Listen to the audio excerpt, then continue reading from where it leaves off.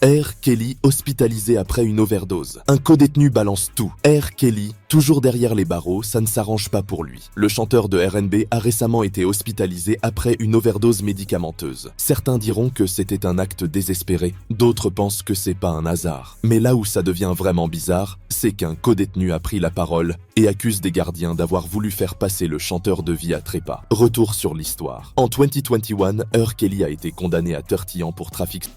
Et il n'a pas fini ses ennuis. Une autre condamnation est tombée avec 20 ans supplémentaires. Autant dire que le mec ne risque pas de sortir de sitôt. Mais c'est pas tout. R. Kelly a souvent déclaré qu'il avait peur pour sa vie, qu'il avait reçu des menaces de mort et qu'il pensait que certains employés de prison cherchaient à lui nuire. Et donc, il y a quelques jours, hospitalisation d'urgence à cause de l'overdose. Les autorités pensaient que c'était un suicide raté. Mais là où c'est étrange, un certain Michael Glenn Stein prend la parole. Ancien membre d'un gang suprémaciste et en phase terminale de cancer, il affirme avoir été approché par des gardiens pour tuer R. Kelly. Selon ses dires, on lui a proposé une remise de peine en échange de ce meurtre, mais il a refusé. Bien sûr, les autorités n'y croient pas vraiment, qualifiant ces déclarations de infondées et destinées à semer la confusion. Mais attention, l'histoire est loin d'être simple. L'avocat de R. Kelly a même demandé une grâce présidentielle à Donald Trump pour sauver sa vie. À suivre.